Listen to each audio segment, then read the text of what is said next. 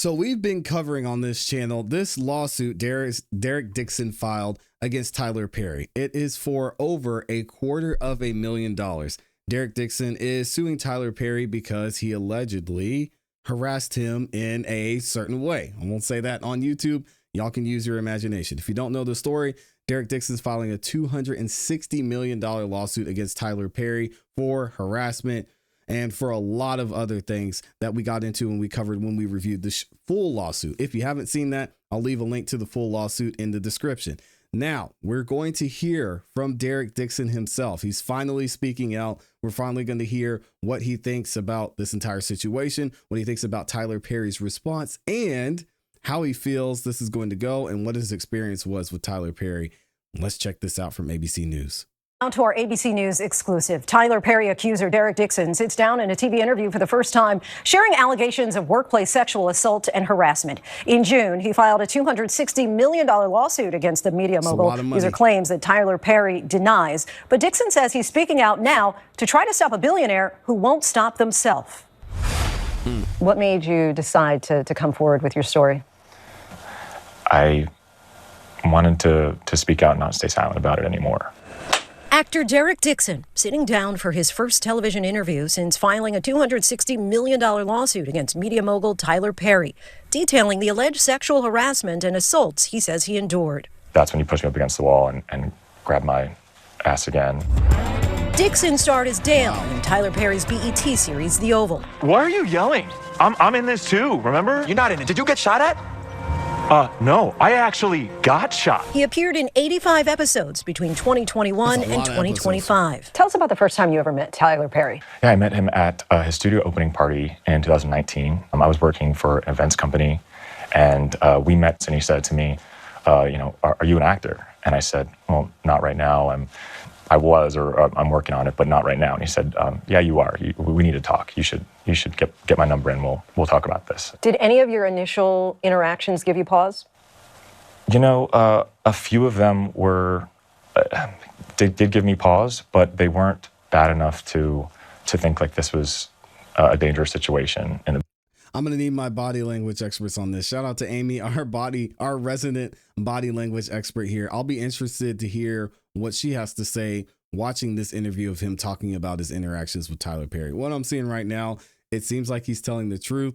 I mean, pretty straightforward. He's making eye contact.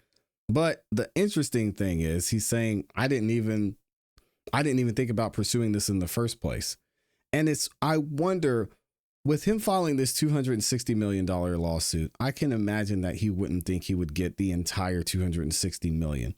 But someone who's seemingly doing really well, was on 85 episodes of this series, why would they file a lawsuit at this point? You think maybe someone who's towards the end of their career, who wasn't going to be doing well, could possibly file a lawsuit like this because, let's just be honest, they need the money, right? So this almost seems like it's very interesting that he's taking this angle, because either this stuff is true and it really did happen, or maybe it is just a simple cash grab. Let me know what y'all think. In the beginning, yeah. According to your lawsuit, at one point early on, he bought you a car. Yeah, he'd seen my Jeep around the studio that I was driving, and he said, that's not a great car. Tyler Perry is an actor, producer, director, playwright, and prominent name in the entertainment space. He launched his career in the 1990s. You want this half? You want this half? His 2005 breakthrough film, Diary of a Mad Black Woman, debuted at #1 in the box office and was a massive success. To date, he's created 24 feature films, 20 stage plays, 17 television shows, and 2 New York Times best-selling books.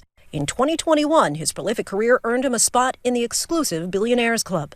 His media empire includes his own production company, Tyler Perry Studios, based in Atlanta, one of the largest film studios in the country.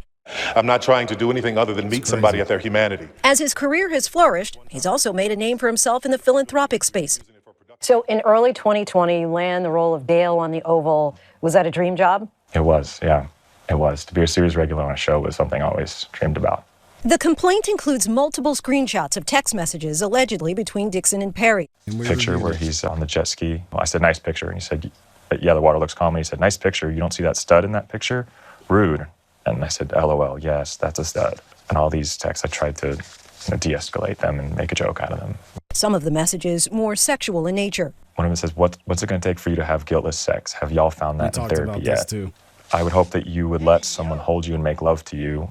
Now, the complaint also alleges that in January of 2020, there was an escalation from the text messages to Tyler Perry's behavior becoming physical. Can you explain that first alleged incident? Yes. We were over at his house. We're having some drinks in his guest house, and it was late at night, and he has a guest quarters and said that you can sleep there instead of, not driving, and his house is far from Atlanta and where I was living. And it should have been the first I got sign. in bed, and Get out. Then I noticed that he climbed into bed with me as well and started rubbing my leg.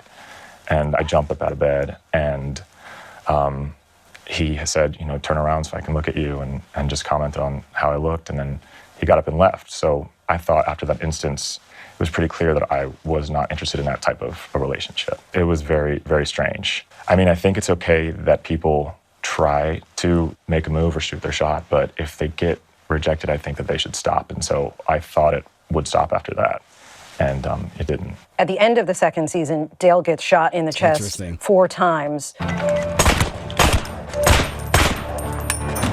Why was that especially concerning for you? What it meant to me was if I don't make him happy, I could stay dead on the show. And the complaint specifically says, and I just want to quote it, Mr. Perry made it clear to Mr. Dixon that he would kill off Mr. Dixon's character if he did not indulge Mr. Perry's sexual harassment. Was that message clear to you? For me, that was his way of showing his power over us and our careers, and that he doesn't have a problem with just killing one of us off. You're also a screenwriter and had written a TV series called Losing It. Tell us about that. He ended up wanting to read it, and I at first was too embarrassed to even send to him, but he did, and he said he loved it and wanted to shoot the pilot for it. All right, let's go to June of 2021, another alleged incident that you outline in your lawsuit where you're again at Tyler Perry's home in Atlanta, and it ends up with you locking yourself in a bathroom. We started out having drinks in the living room like we have done before, and it got to a point in the night where we were both kind of feeling drunk, and I remember we were walking back to the guest area where I've stayed before, and there was this health monitor scale on the way. And I was like, what is that? And he said, well, you have to be in your underwear to measure, whatever, so you should do it. He reached down and pulled my underwear down and grabbed my ass, and I tried to stop him and pull back my underwear up, and he kind of grabbed my arms and said, no, it's okay. Just go with it. And I said, stop, I don't want to be naked, I don't want this. And he was just like, no, I'm not gonna hurt you, and just continued. And in that moment, unless someone's been through something where they have their control over their bodies taken away, you don't really understand the kind of feelings that you get in that moment. It was almost like every thought came through my head: to run, to fight, to freeze.